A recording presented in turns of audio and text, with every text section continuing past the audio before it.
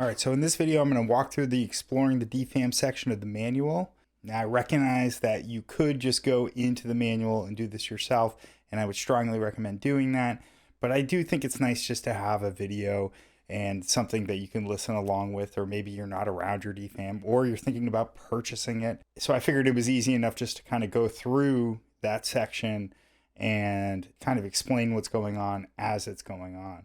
So this section of the manual is right at the beginning, and it's called Exploring the DFAM, and it kind of guides you through just making some initial sounds. Right here is the default settings.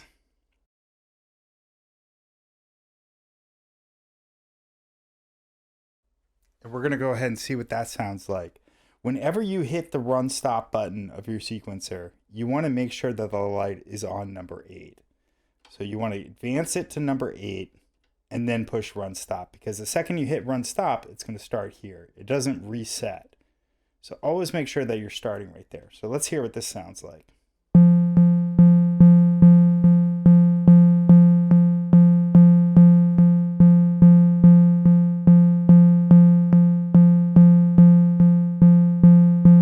All right, so we got some tonal stuff going on. That's a good starting point. So the next step is I'm going to set the pitch. So what I'm going to do is I'm going to use the frequency knob of VCO1 to set the pitch.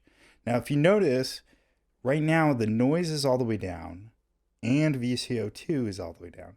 So we're only hearing one of the 3 different sound sources. We're only hearing VCO1 right now. So now when you want to set the pitch, you don't always want to have the sequence running because it's going to be changing the whole time. So you can use this trigger knob to do it. And you can also, if you want, turn your VCA to K way up, and then you can just hold it down.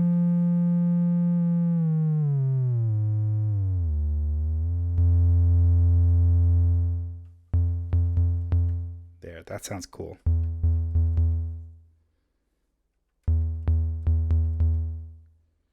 We just want a nice deep tone. Now we're going to add a little bit of envelope to it.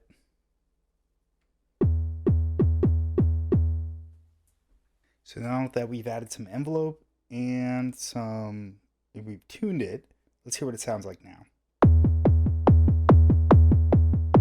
Yeah, so that's sounding a little bit more like a drum as opposed to that. There we go.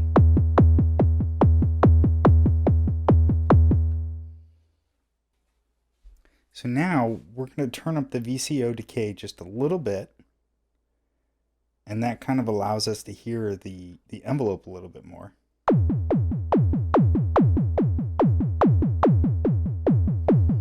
If you want to tone it down a little bit, you can turn it back. You turn it way up, you get some of those weird laser beams, which if that's what you want, that's great.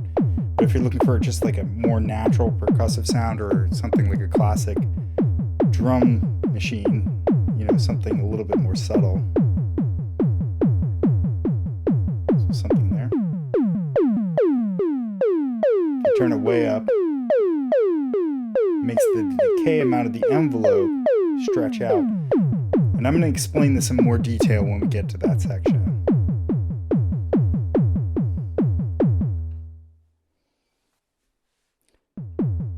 Let's hear real quick, let's fool around with this envelope amount so you can hear the different sounds it can make.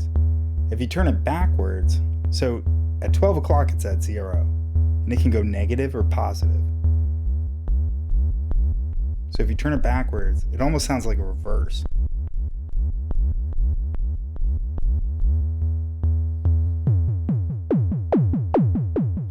In general, I think for more natural sounding percussion, between 12 o'clock and 3 o'clock, that's kind of mostly where I live. I go up here if I want something interesting and aggressive sounding. And if I'm looking for like strange noises and textures, I would go into the reverse area.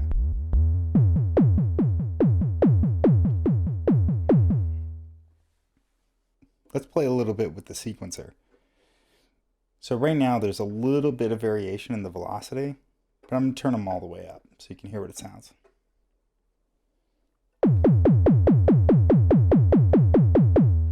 so that all of them sound exactly the same if the velocity is turned up. So just to create a little bit of rhythmic variation, I'm going to play around with it.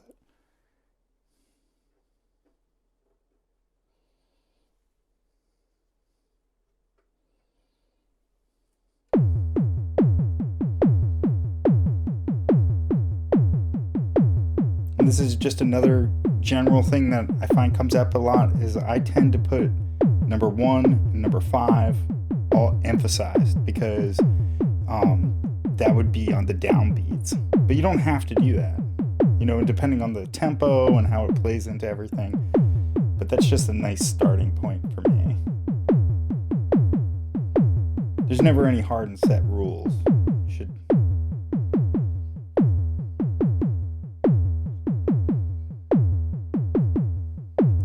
All right, so we got some rhythmic variation going on. So now the reason there hasn't been any change in the tone is because right here, the sequence pitch mod is set to off. So that means this isn't doing anything right now. So you could play this.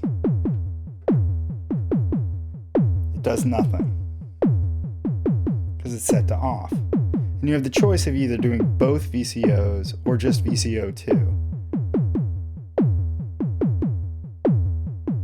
For right now, I'm going to turn these back up and we'll build up a little sequence.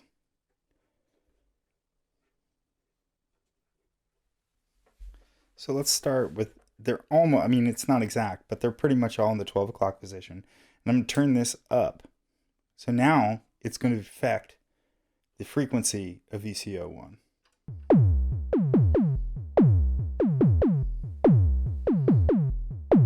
So you can hear that. I want to point something out too. If we go, so that's what it sounds like with when it's at 12 o'clock. And if I turn this to off, I mean, it's almost the same. It's not perfect.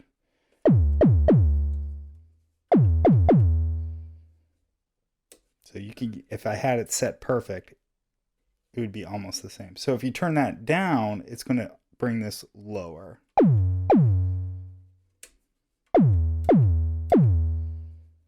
But let's leave it up for now.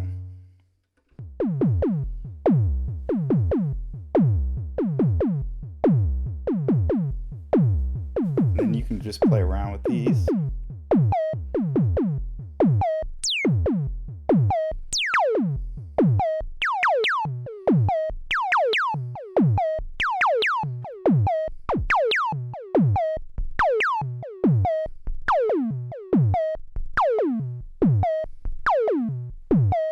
You can get a melodic sequence going on.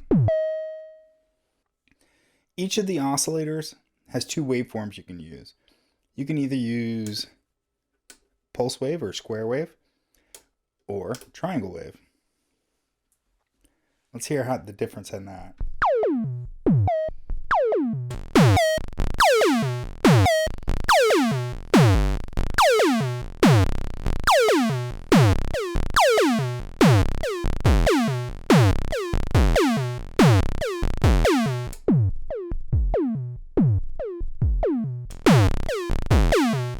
The square wave is much more aggressive than the triangle wave.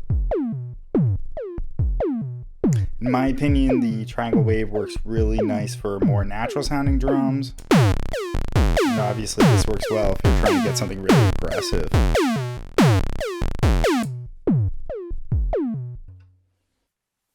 All right, let's bring VCO2 into the mix and turn this up. What I'm going to do right now is try and create some harmony with it. So let's turn, this is set to VCO 1 and 2, so these are affecting both of them. So we can hit the trigger and try and get them to harmonize.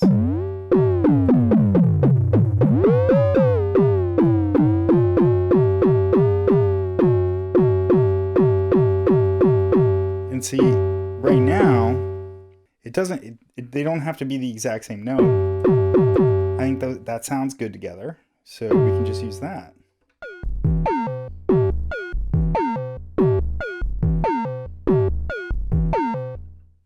Let's talk a little bit about this hard sync function. We'll get more into this later. So basically what it does is it forces the phase of oscillator 2 to match the phase of oscillator 1. So if we turn this on, we can turn this knob and it will affect the timbre of the VCO, but the pitch is going to stay in tune with the other oscillator. So let's hear what that sounds like. I'm turn this to on.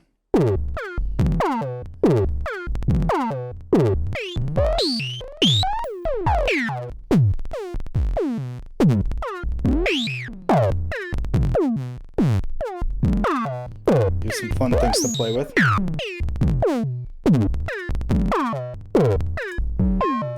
Here's what it would sound like if we didn't have it on.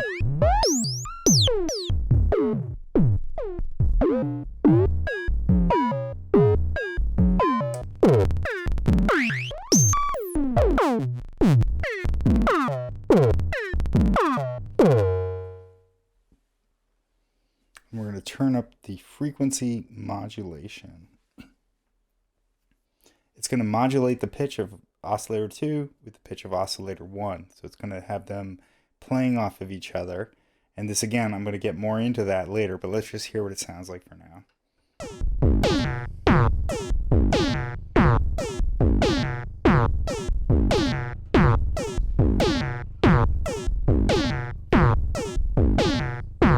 And this is much more noticeable when this is set to off.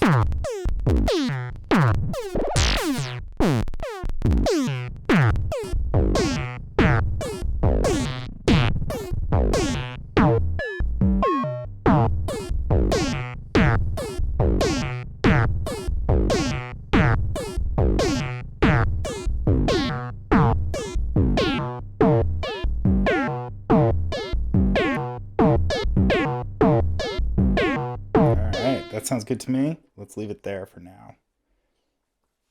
Now let's shape this sound a little bit by using our filter. So the first thing I'm going to do is I'm going to turn this on and bring the filter down to about 11 o'clock.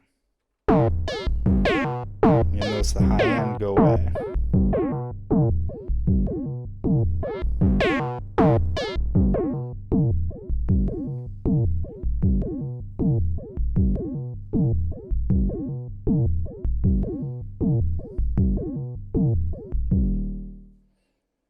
So again, this sets high pass and low pass. Right now we're in low pass. So that's why as I turn it down from all the way up, all the high end got taken away. So just like when we brought in the envelope of the VCO, I'm going to introduce the envelope of the filter, and it's going to make it sound a little bit more aggressive.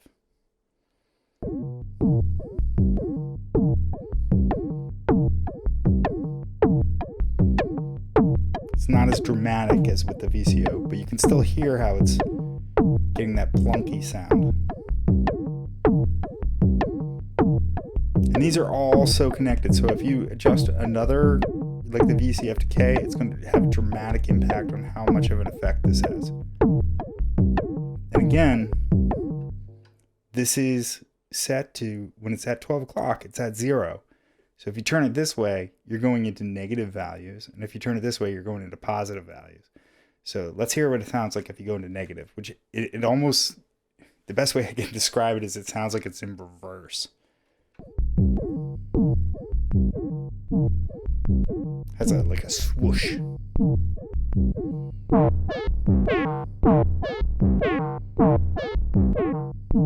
Then here it has more like a plunk.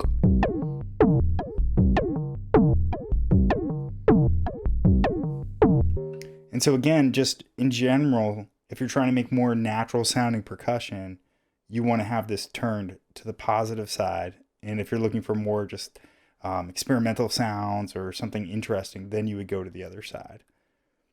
But I generally live like right about, 8 o'clock to like, what is that? Or sorry, 1 o'clock to, to almost full. But generally right around 3 o'clock, give or take a little bit. So let's play a little bit with the decay now.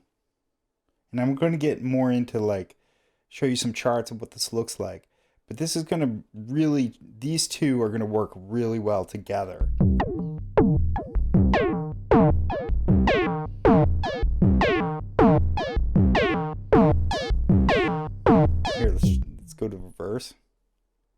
hear nothing. Whoa.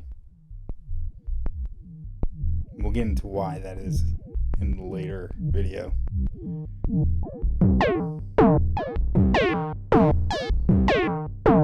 If we bring up the resonance, you're going to hear some of the low end go away. And it emphasizes whatever tone the resonance is on.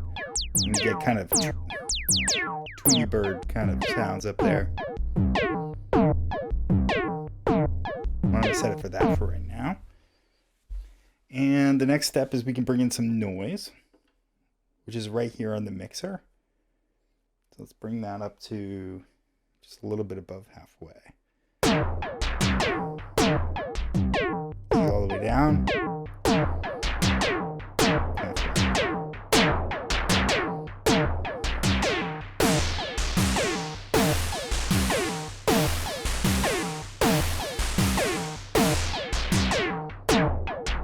Creates a much tighter sound if you bring in the decay.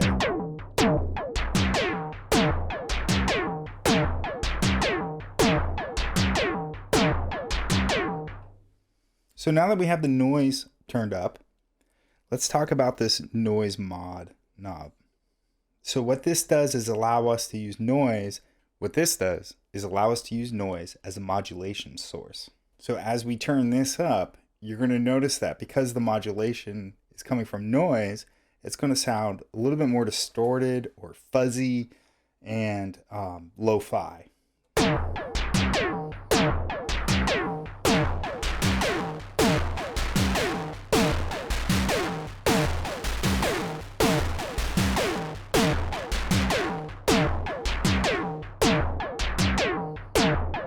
Let's turn it up a little bit.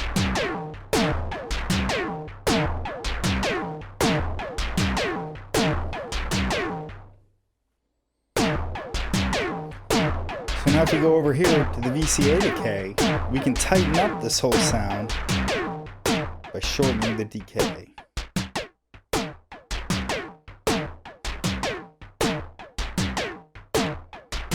Or we can let everything ring out by turning it way up. If you turn it all the way up, it just goes.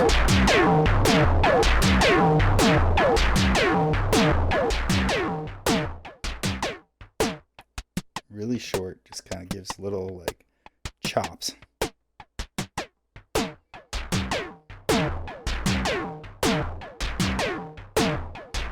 I like that. And then lastly, you can change the VCA decay to be a fast attack or a slow attack. So let's hear what that sounds like. I'm gonna go slow. So it kind of creates that like swoosh at the beginning of each sound. Hear a lot on this one.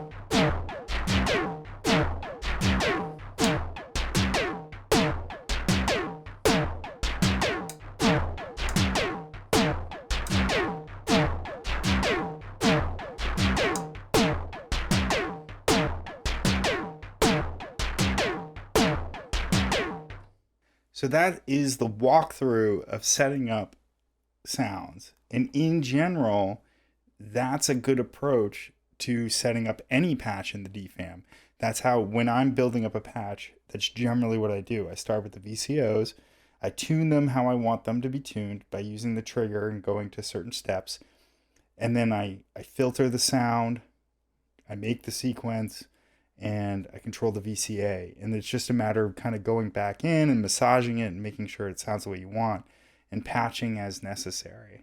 So I hope you like this video. The next one, I'm going to be taking a deep dive into the two VCOs and frequency modulation, hard sync, just a general overview of the mixer because there's not too much to that, and showing you some neat tricks and explaining the envelope for these two oscillators.